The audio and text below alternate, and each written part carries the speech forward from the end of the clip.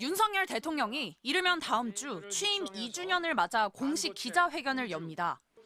대통령실 고위 관계자는 MBC와의 통화에서 오는 10일 전후로 기자회견을 준비 중이라며 구체적인 형식과 날짜를 조만간 확정할 것이라고 밝혔습니다. 여당 총선 참패 이후 영수회담을 가진 데 이어 민심을 더 듣고 소통을 늘리는 행보의 일환으로 해석됩니다. 윤 대통령이 기자회견을 여는 건 2022년 8월 취임 100일 기자회견 이후 1년 9개월 만입니다. 약 50분 동안 진행된 취임 100일 회견 땐 대통령 모두 발언에만 19분을 할애하며 충분한 소통이 어려웠다는 평가를 받았습니다. 대통령이 아닌 대변인이 현장에서 질문자를 지명하면서 사전 조율 논란도 일었습니다. 당시에는 그냥 바로 대변인 지정한 걸로 했는데 네. 거기에 기자단이 불만을 가질 수밖에 없죠. 정권의 우호적인 언론사만 지목하면 당연히 그 비판을 받는 거죠.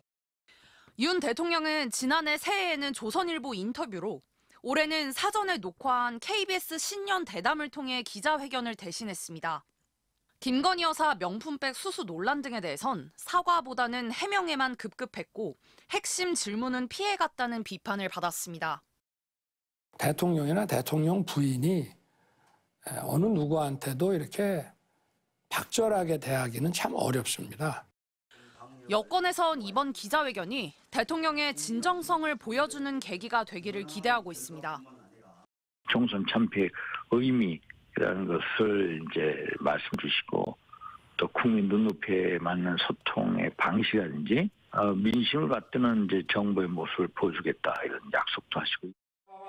이번 기자회견을 통해 윤 대통령이 불통 이미지를 벗어날 수 있을지 주목됩니다.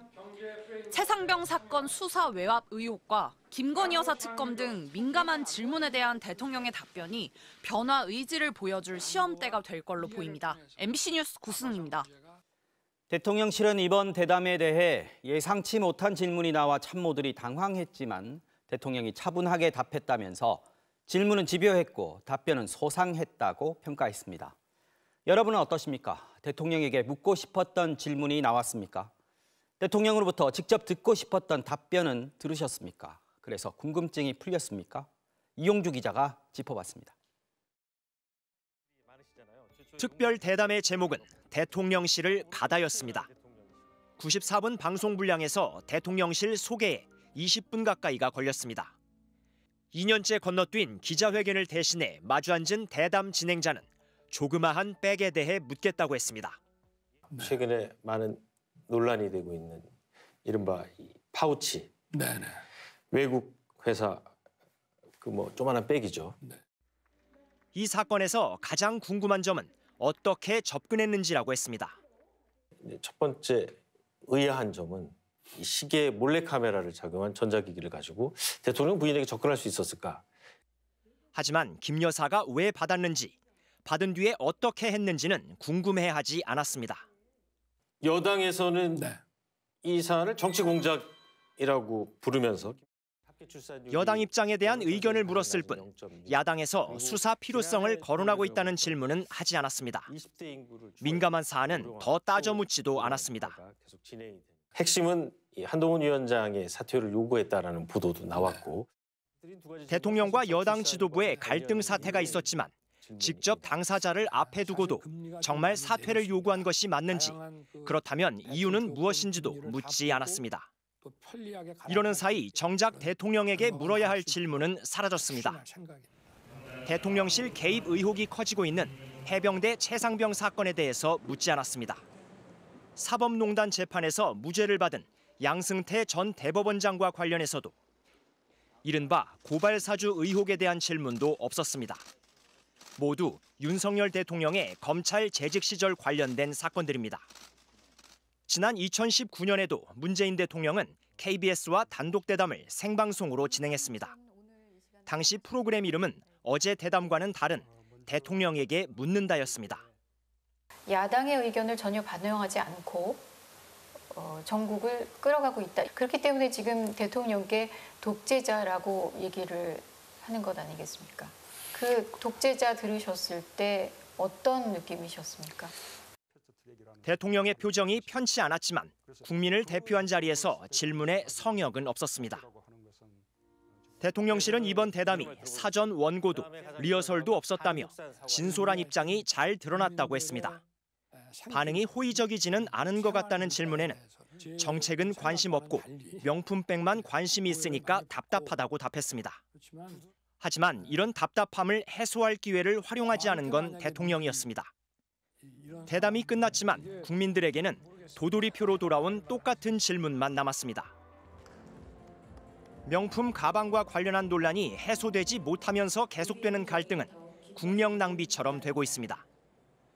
듣고 싶은 걸 묻지 않고 대통령이 말하고 싶은 것만 듣게 된 대담에 대한 평가는 대통령실과 KBS가 함께 받습니다.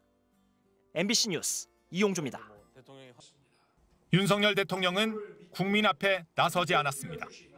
김건희 여사를 위한 거부권이라는 지적에도 국무총리를 그리고 참모를 대신 세웠습니다.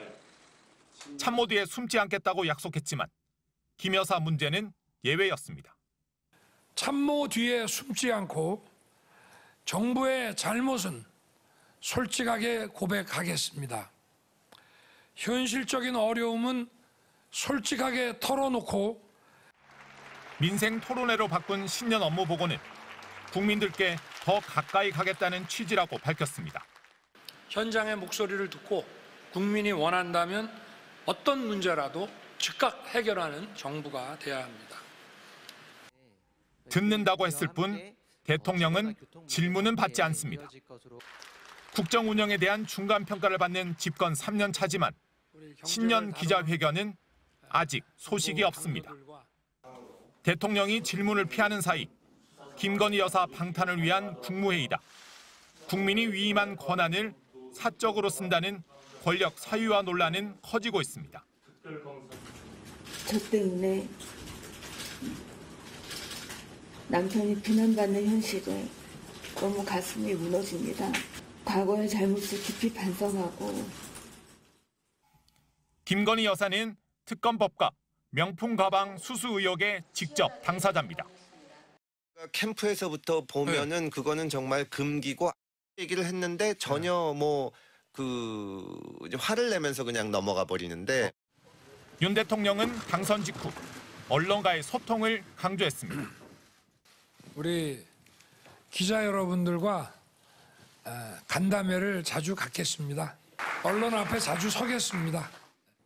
대통령은 왜 질문을 받지 않는지, 기자회견은 하는지 안 하는지에 대한 논란은 현재 우리 사회 수준보다 뒤처져 있습니다. 사람들은 대통령이 김건희 여사의 벽에 막혀 있다고 생각합니다. MBC 뉴스 김민찬입니다.